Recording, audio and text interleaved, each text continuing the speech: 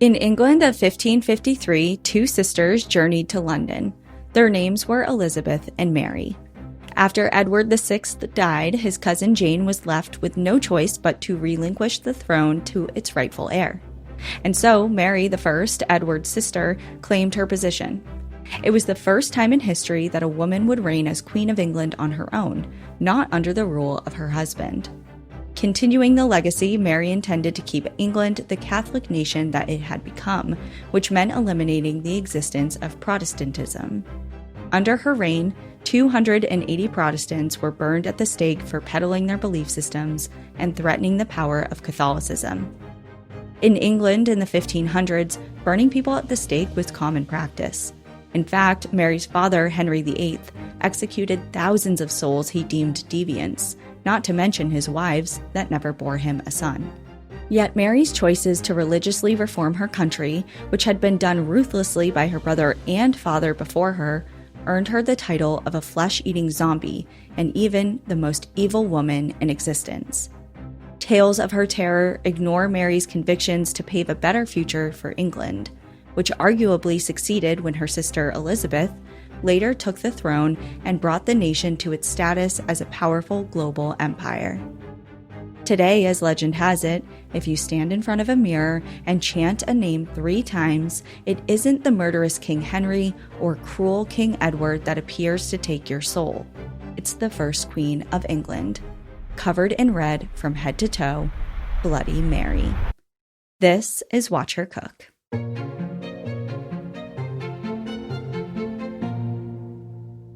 Hey everyone, I'm Cassie. And I'm Danielle. Welcome to Watch Her Cook, a podcast dedicated to sharing the incredible lives of women who have taken their power back throughout history. Did you know the Bloody Mary thing? I have heard that legend before, but I kept thinking in my head, red rum, red rum. Oh, yeah. I was thinking of like sleepovers when you were a kid and all the creepy, weird, like legend things that you would test out just to see if they're real. I remember one night at one of my friends' birthday parties, we thought it would be cool to pretend there was like a murder that happened.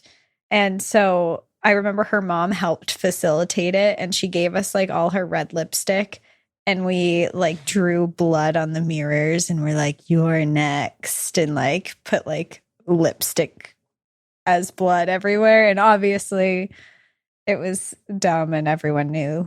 And we were like 7, you know. Well, of course. Yeah. But yeah, we did that. I don't know why still to this day. Well, I didn't know the origins of the Bloody Mary myth. I've, of course, heard of the look into a mirror and say the name 3 times and that whole thing, but I didn't know of the origin. And I don't know if that's just because we are raised in the United States and this is more of an English thing. So I'm not sure if that's it or it's just kind of been lost to time.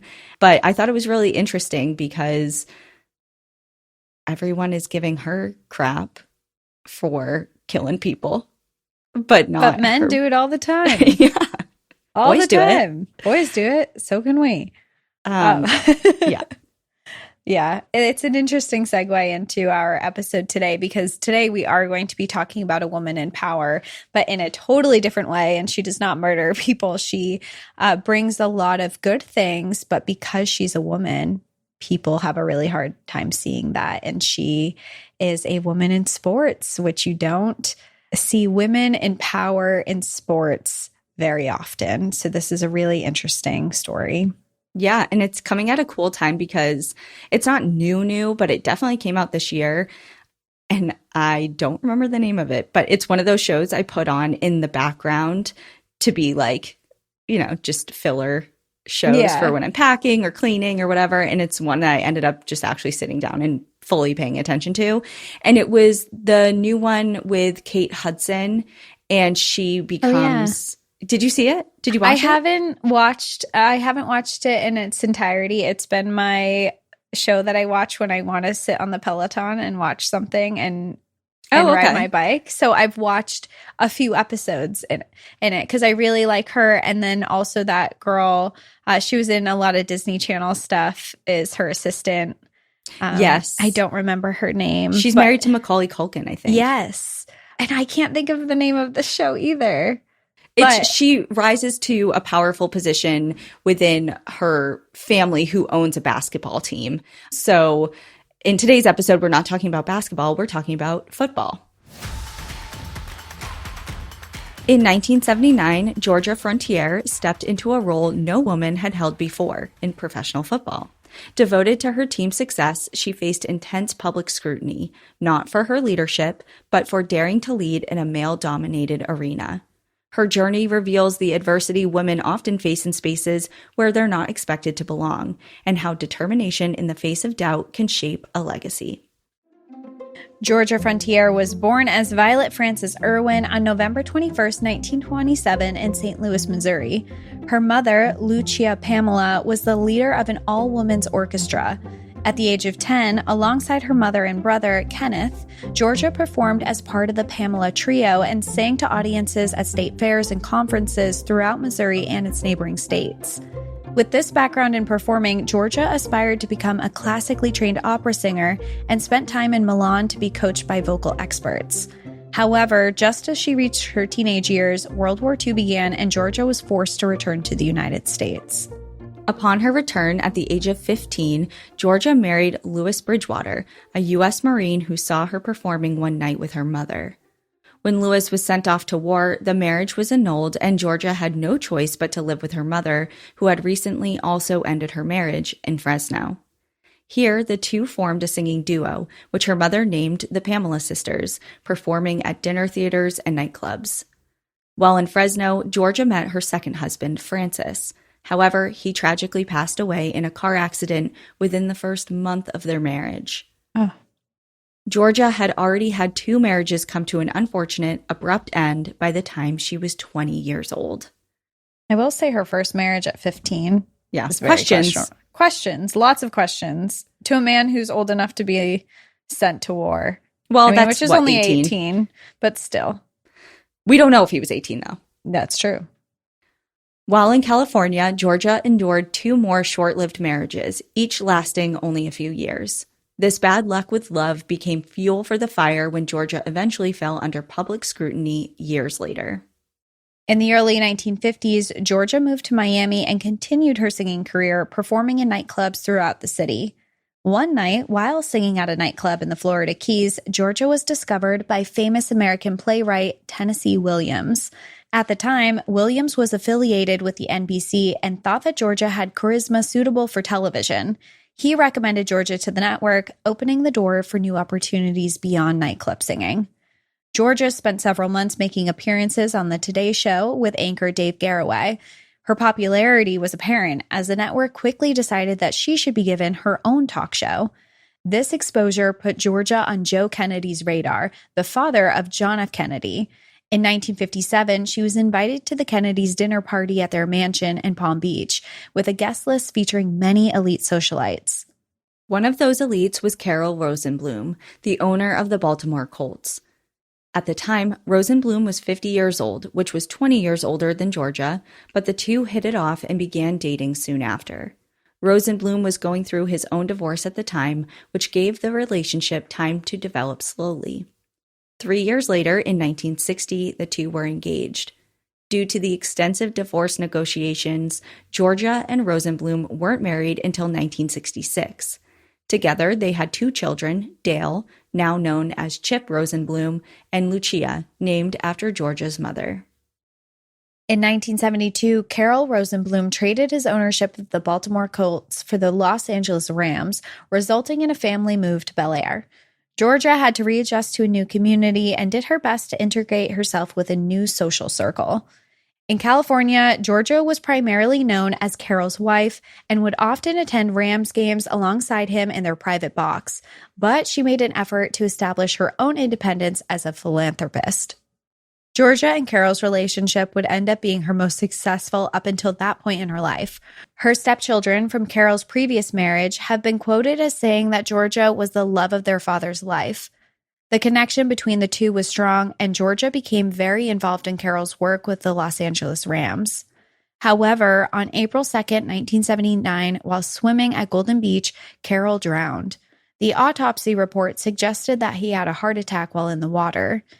Due to his gambling addictions, some suspected foul play, as Rosenblum was a notoriously bad swimmer and was unlikely to have swam out on his own. The Miami coroner's office deemed the death an accident, leaving Georgia a widow once again. In his will, Carroll left 70% ownership of the Los Angeles Rams to Georgia, while the remaining 30% was split amongst his 5 children. This caused tension within the family as Carroll's first son, Steve, was the vice president of the Rams at the time, and fans felt that he should be the one to take over. But for anyone close to the couple, this was no surprise. Carroll and Georgia shared a close bond, and it was apparent that he trusted her to bring his team to success. With the will in full effect, Georgia Frontiere became the first ever female owner of an NFL team and thrust her into a newfound spotlight, which would come to define her legacy. What a beautiful thing to leave your wife to. I mean, when he wrote that will, he had to have known that this was a controversial decision because he, as you just said, she's the first ever female owner of an NFL team. And he had been working with her, and she had been working alongside him for a while. And he, in his will, went out of his way to say, yes, she should have the majority ownership. And I just think that that's really was a kind thing to do. Well, and it's telling. And well-deserved. And telling, yeah. During this time, women's football struggled to gain traction as a popular, legitimate sport. A women's professional football league was established in 1965 before dissolving in 1973. In 1970, Patricia Palinkas made history as the first woman to play in a professional football game when she signed with the Orlando Panthers, a minor league team in the Atlantic Coast Football League, the ACFL. She served as a holder for her husband, Stephen Palinkas, the team kicker. The decision to sign her was controversial, and although the NFL had no authority over the ACFL, some in the football world criticized her presence. One commentator said, "I just don't feel it's right for a woman to be on the football field. It's just like putting her in a blast furnace." Well, I feel like that's probably a little different. A little dramatic, I would say. I would imagine the thing are slightly different. Yeah. One is inherently way worse. Yeah. Patricia ended her stint after one game, reportedly due to her husband's injury and unfavorable team dynamics. Yeah, unfavorable team dynamics, as in everyone is giving her a really hard time. Yeah, I'm sure. in your team members are horrible to you. In the years following, several women's football leagues were formed and dissolved. One surviving league is the X League, formerly called the Lingerie Football League, which originated from a 2004 pay-per-view Super Bowl halftime event. Though originally criticized for its revealing uniforms, the league has since rebranded with updated protective gear more closely resembling NFL uniforms. And let's just pause really quickly here because, surprise, surprise, the one team that survived being dissolved is a league where women are essentially just wearing lingerie. And I looked this up because I needed a visual, and I had this That's So Raven, when she stops and has a flash of an image. Yes. From the future. It was that in reverse, the past. I had this just whiplash back to the past of watching this on TV in Connecticut because I grew up with my cousin and a bunch of his friends. So I was surrounded by boys growing up. I was a tomboy. I played football with them. I was the only girl who played football with them. And I just did a lot of quote unquote boy things growing up. And so of course this was on TV because these are prime 12, 13, 14-year-old kids. Yeah. Well, it's a football game that has been catered to the male gaze. Exactly. So I'm oh my God, I totally remember seeing this on TV. And so I looked back on the uniforms, and if you haven't, I encourage you to do so, just so you have a visual. But essentially, it is legitimately lingerie, and there's decorative padding. It's not doing anything. It's a crop top. It's like a bra and booty shorts. Their butts are showing, and then Their protective gear. Cleavage is out. Loud and proud. The protective gear is decoration. Yeah. It's not going to do anything. It's performative. Very. Even though they're playing a real game of football. Correct. I mean, and you look at these women and you watch them and they're talented in the sport. And I would be very afraid to go up against them because they know what they're doing. They're strong. They're athletic.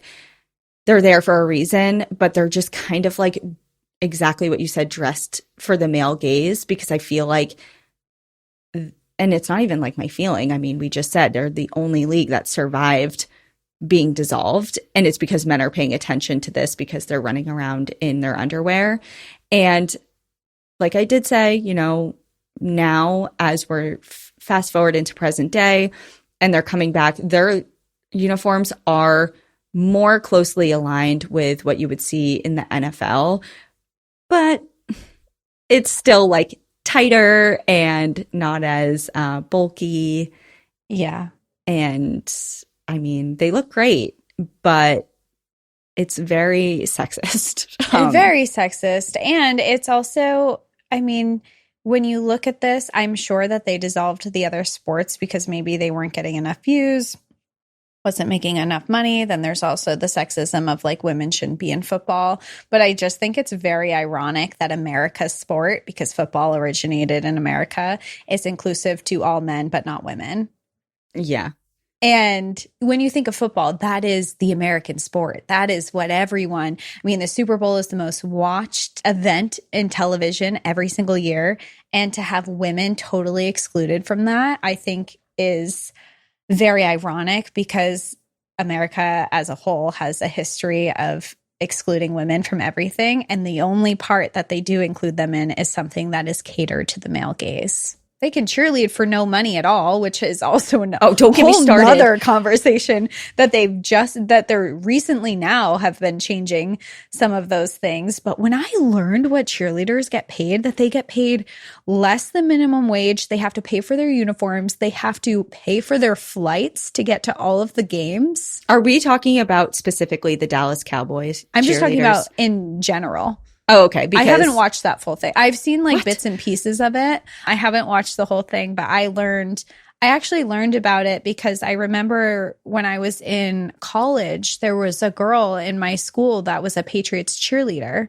Oh, okay. And I was so curious. I was like, so I started looking it up. I was like, oh, what does that entail? What does she do? How much does she get paid? And then I was looking it up and it was like, the benefits of being a cheerleader are you get to be with the team and go to all these events, but you have to pay. It is your responsibility to find travel and transport to each of these games. Like, so a football team that is literally traveling around the country, it is the cheerleader's responsibility to find her own transport.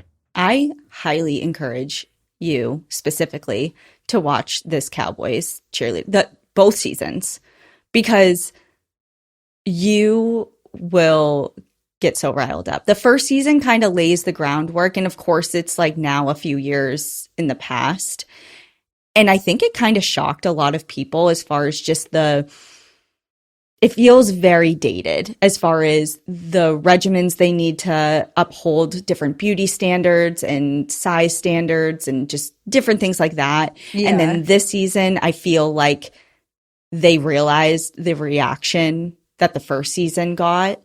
And this is just specifically on Netflix because I know that the Dallas Cowboy cheerleaders did have a show years ago on cable TV.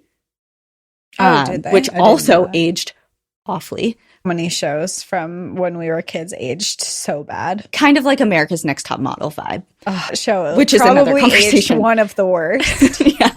But anyways, but the second season, you know, it's kind of more of like, there's this tradition of the cheerleaders and kind of trying to honor that while also stepping forward into present day and giving them a little more credit and pay and things like that. But it's still shocking. And I think that you would really, quote unquote, like the show because it's eye-opening for, I mean, all these women, kind of like you just said, they're getting paid what minimum wage is in some states. They have 2 other jobs. They have to go to practice for like 5 hours every night. They have to go to games, obviously, do all these different events, work their asses off. They're professional dancers, and yet they're being worked to the bone for nothing, essentially. But people are dying to do it because it's such a, I don't know. It's a coveted role, and it's hard to, they're very selective. Yeah. But anyway, I, for one, could never do it. Not just because I'm the furthest thing from a professional dancer, but because I would never be able to smile that long. I could smile for that long, for sure. Oh, it's like it's honestly kind of creepy. Like how I can do the smiling. I'm not physically talented in the ways that they are, but if it was solely based on my performance to be able to smile for a long time, I think I would be an in. Yeah, I believe in you. It's more of like, if anyone happened to get a picture of you at any point in time from when you step onto the field to when you step off, not just when you're dancing, not when there's cameras on you, but anyone in the stadium at any point had a picture of you, you better be smiling. So it's like they're just standing there like it's bizarre. But okay, back to Georgia, because I think we totally derailed, but we were still kind of talking about football, so it counts. Totally.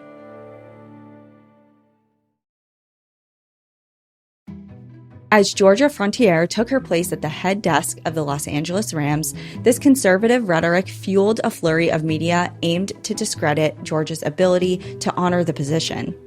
This issue only spiraled further when she was forced to fire Steve Rosenblum from the board, as his attempts to remove her from her position made him untrustworthy. Steve's dissatisfaction with Georgia also became known, further fueling media skepticism. Several sports publications released news of the new Rams owner, putting Georgia's experience level and suitability into question. Some even went as far as to accuse her of being responsible for her husband's death in order to secure ownership of the team for herself. Others insisted that she should step down from her new role and give it up to someone more qualified. Georgia, however, did not succumb to the media scrutiny. In her response to her many detractors, Georgia stated, quote, "There are some who feel there are 2 kinds of people, human beings and women." Good for her for saying that.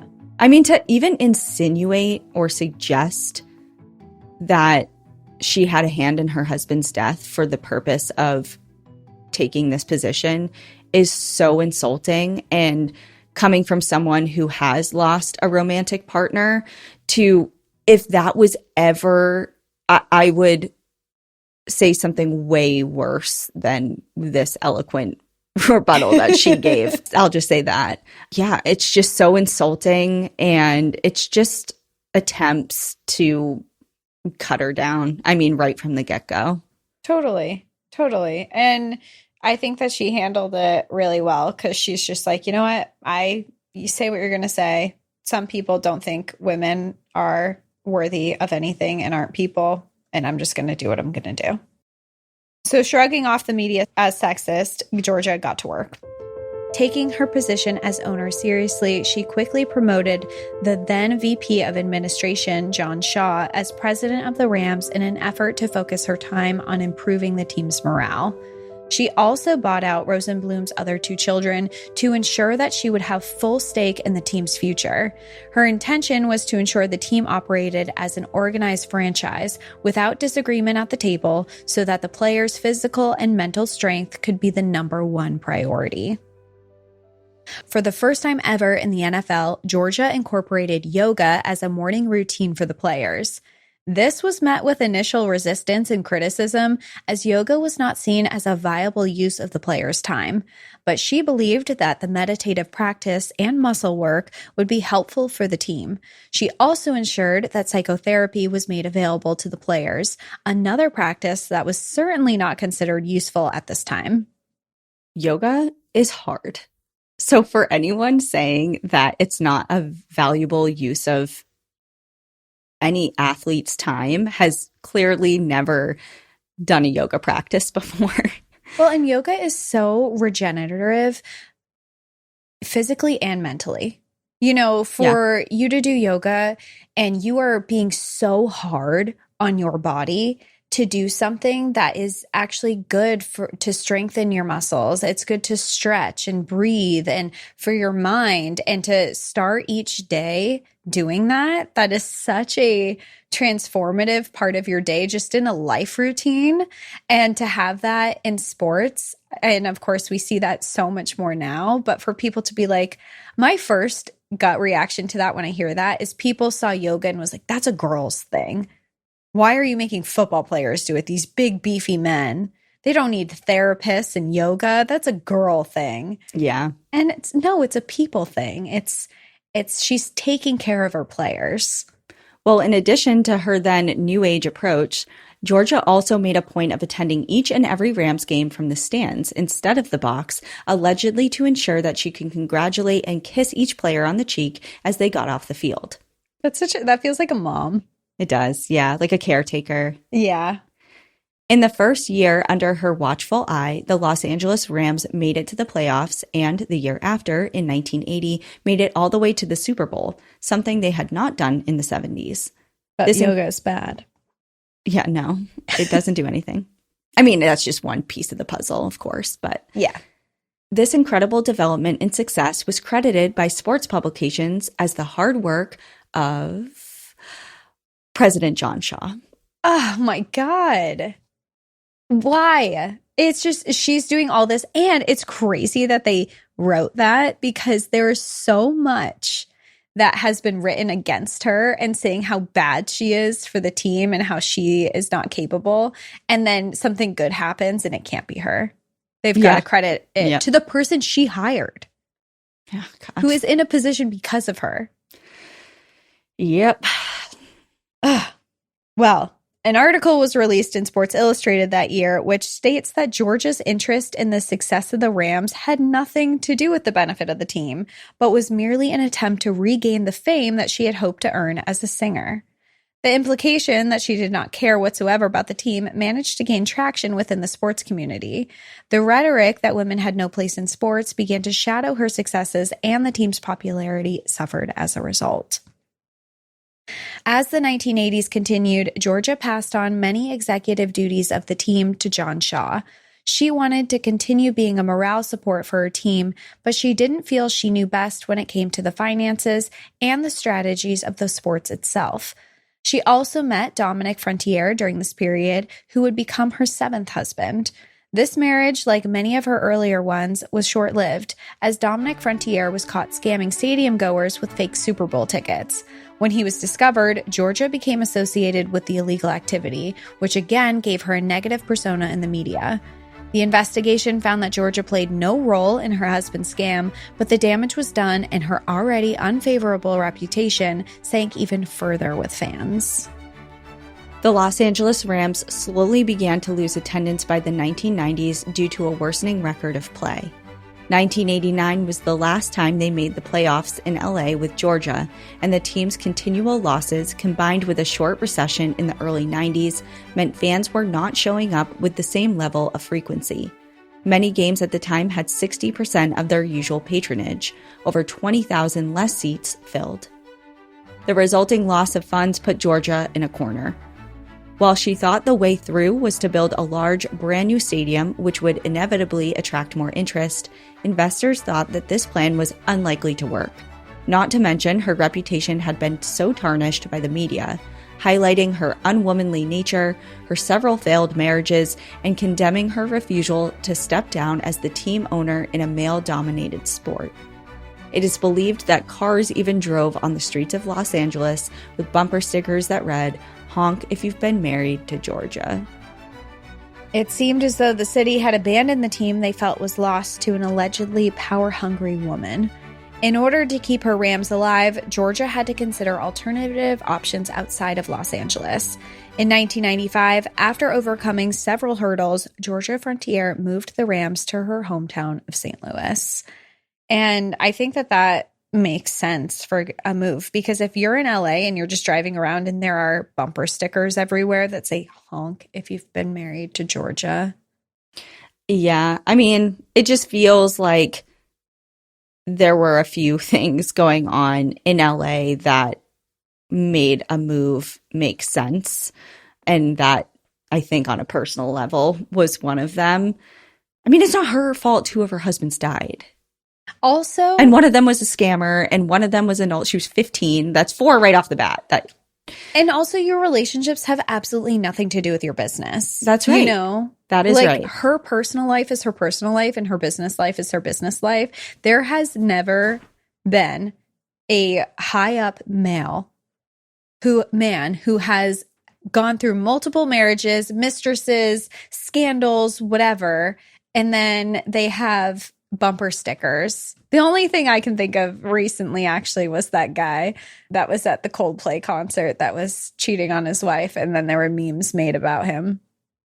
Yeah, but So maybe the tides are turning. okay, Maybe, well, maybe we're coming back. I don't know though, because that's more of like poking fun at the situation. And it's kind of like this haha LOL moment, not a, well, now he's not suited to function in his role. He was put on leave from his position, though. Yeah, but that's just because of that has nothing to do with his ability to perform. It's True. just because of the memes and stuff that was going around. Like, True, it was bringing a negative light to their company. right. It has nothing to do with his ability to perform his job. Yeah. And here we're seeing that to be the case. And also, I don't know, it's just like, it's just so frustrating. And there's only so much that a person can take. Not that she snaps or anything, quite the opposite. She kind of rises above, and we'll get to that. But I don't know. She's going through it. But she wants the best for her team. And St. Louis was an appealing new home for the Rams, not just because it was Georgia's birthplace, but also because the city had agreed to build a new stadium for the arrival of a football team and promised millions of dollars in season ticket sales. It meant that there would be guaranteed patronage should Georgia choose to move the team in that direction. She initially faced backlash from the NFL for this decision, as the corporation believed that St. Louis was an unsuitable city for football due to its lesser population. Desperate to ensure the team survived their abandonment in LA, Georgia approached the NFL with a threat to sue them under antitrust laws, implying that they were preventing her from making independent ownership decisions under the basis of hoarding the market. Her threats worked, and the NFL eventually allowed the move to occur. During the move, Georgia brought in Missouri businessman Stan Kroenke, selling him a minority stake in the team to strengthen her relocation bid and secure local investment support. Amidst this diversity from the NFL and disdain from the fans in Southern California, Georgia and the Rams were welcomed with open arms by St. Louis, who had just recently lost their football team, the Cardinals, to Arizona. In the first few years in St. Louis, the Rams experienced a below-average performance. In 1999, however, after their quarterback injured himself and was replaced by Kurt Warner, the team's offense became a force to be reckoned with in the NFL. Due to their sudden surge up the leaderboard, the St. Louis Rams earned themselves the name, quote, the greatest show on turf. For the first time in St. Louis, the Rams made it to the Super Bowl, making it the second time the team had achieved this milestone under Georgia's watch. Super Bowl 34 is considered by the NFL to be one of the greatest Super Bowls of all time. Facing off against the Tennessee Titans, the St. Louis Rams edged out the victory with a final score of 23-16. The win served as vindication that the team's move to St. Louis was well worth its effort and that Georgia's command still had a positive overall impact on the players. And it's really cool to hear that because I remember this game. I remember watching it with my dad and my brother when I was like, how old was I? You must have been 8 or 9. Yeah, I was 8 years old. And I remember it because watching football has been big in my family since I was a kid. Every year we watch the Super Bowl. My dad and my brother are football fanatics. I mean, you talk to my brother, he knows every stat of every player in every game that's ever happened. And my dad is pretty close second to that. And I can remember watching this game because as a kid, I was always... I didn't really care about football, and I thought it would be funny to just like root for whoever my dad was not rooting for. So I remember that he wanted the Rams to win. So I was like, I hope the Titans win. And now looking back on it, I didn't know any of these stories, but I had never heard of Georgia. I didn't know this, but it's cool hearing back because I saw the game and I had no idea that there was a woman behind it. Well, now you have a fuller picture. Yeah.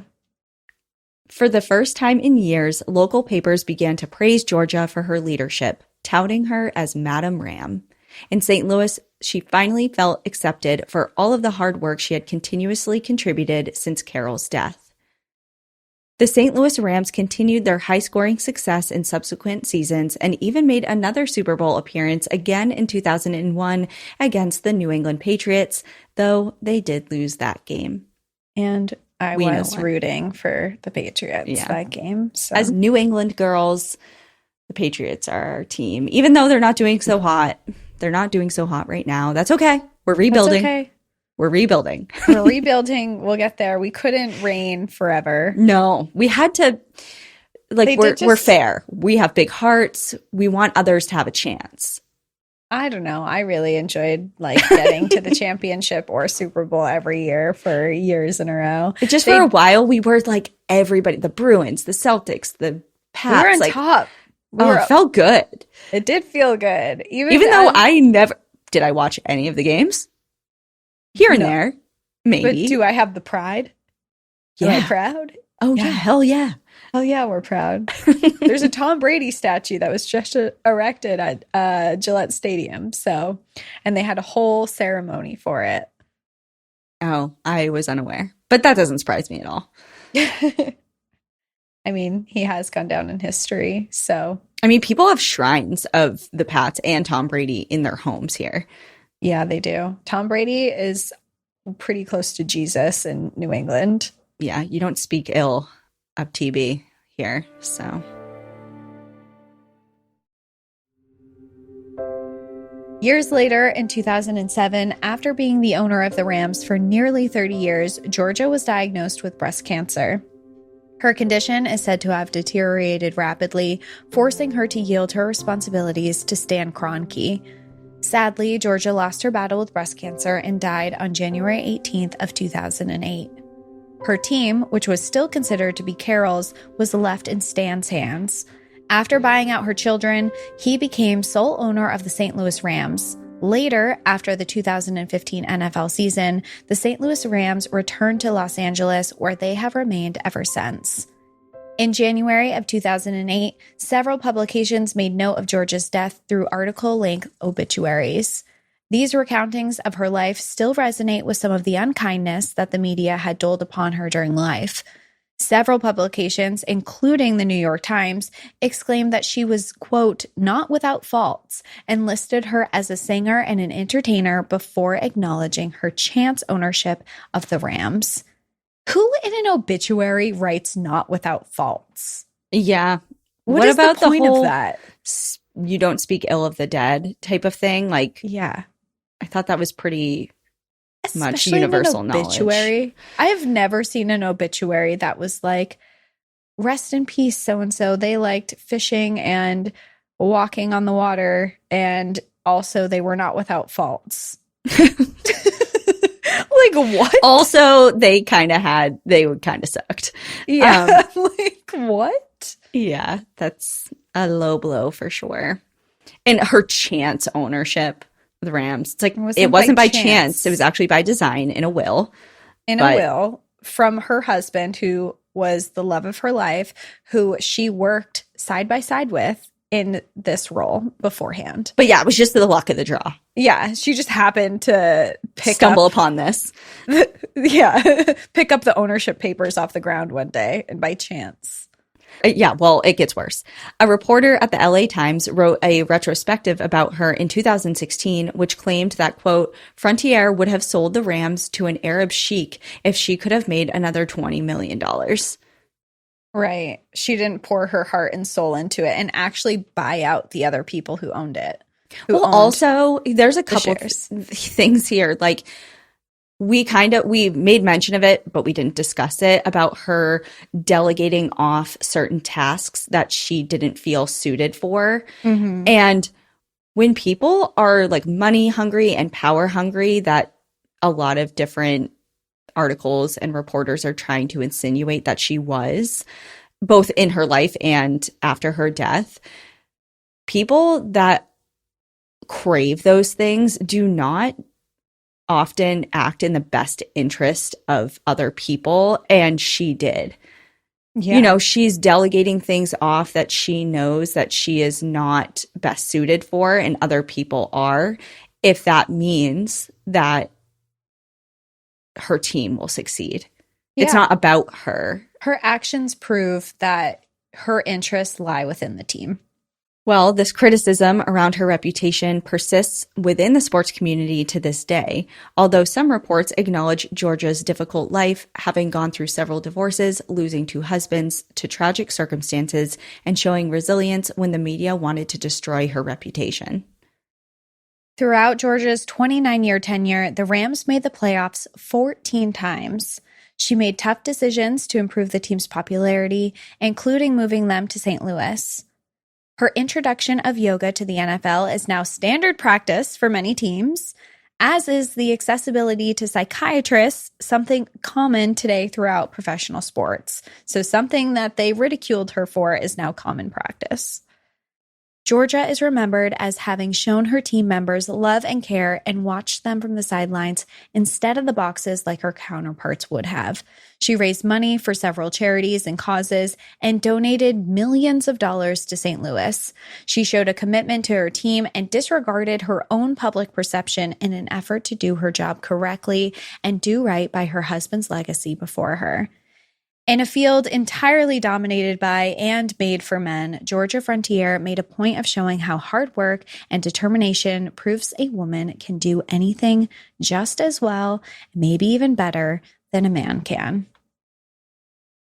So do you think, I mean, this largely took place decades ago, but do you think we're kind of in a similar situation when it comes to the relationship between sports and women and how women in sports are viewed, whether as players or in this kind of more leadership role like Georgia was?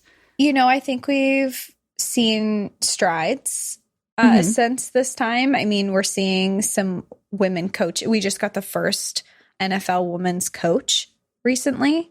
So that happened. We also are seeing that a lot of women are fighting for better pay in the sports world because women who are doing the same sport as men are getting paid a fraction of the price. I mean, I saw some professional women's basketball players were making like $75,000 a year when professional basketball players who are men are making millions. I mean, that's a huge... And I know like that can be dependent on sponsorships and viewership of people who are watching the sports. But I think that more people are watching women's sports. I think more people are joining. I think more people are talking about it.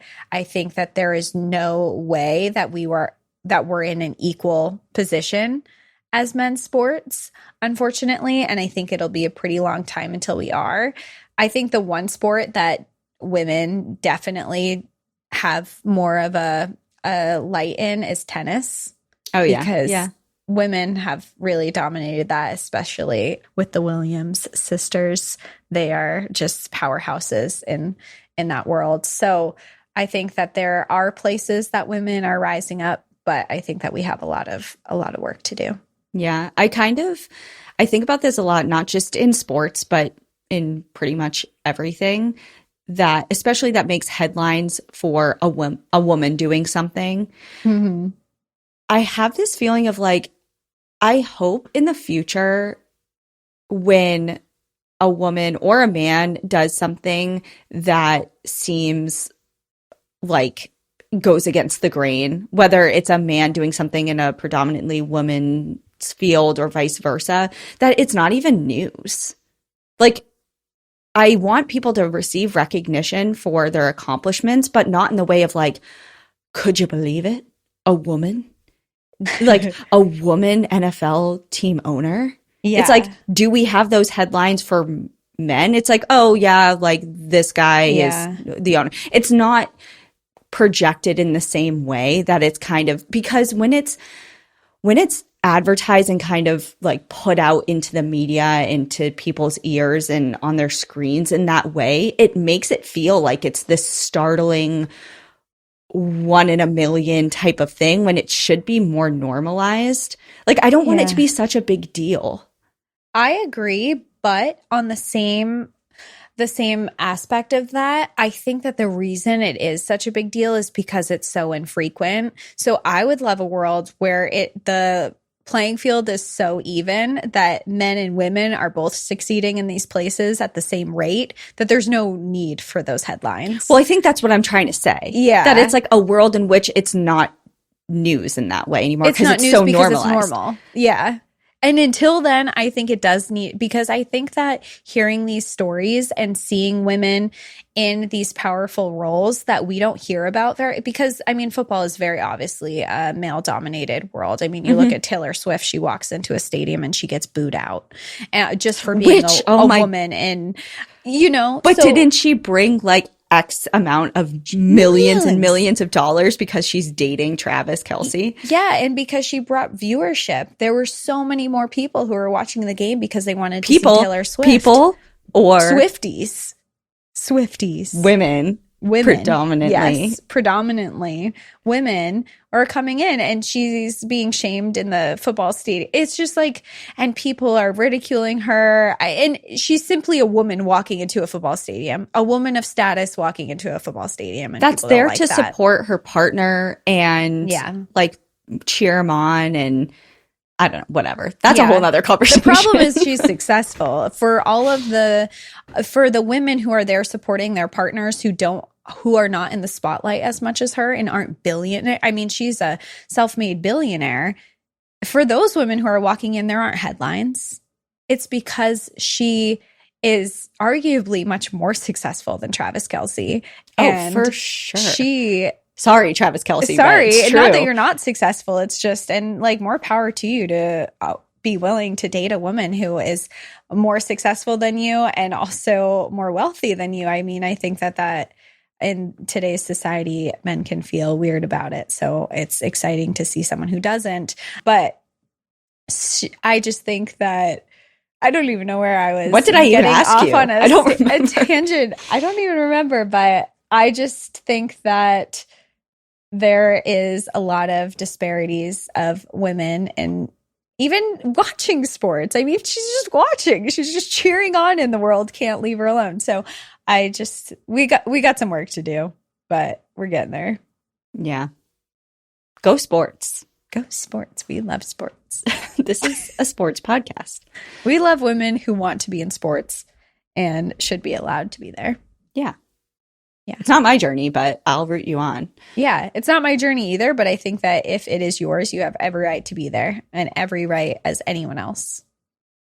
Well, thank you for tuning in to Watch Her Cook. If you're looking to dive a little deeper into Georgia's story, we've dropped some sources for you in the description. Let us know what incredible women's stories you'd like to hear next. And a big shout out to Sick Bird Productions, who produces our podcast and helps bring these stories to life. Don't forget to follow us on Instagram at Watch Her Cook Podcast, leave a review, and subscribe for more inspiring stories. Just a reminder, empowered women empower the world. Now let's go cook. See you next Wednesday. When your company earns unlimited 2% cash back on all purchases with Capital One, that's serious business. So Stephen at SandCloud got a serious business card, the Spark Cash Plus card from Capital One. We used our 2% cash back to help build our retail presence. Savvy, Stephen. And we get big purchasing power, so our business can spend more and earn more. The Spark Cash Plus card from Capital One. What's in your wallet? Terms and conditions apply. Find out more at CapitalOne.com/SparkCashPlus.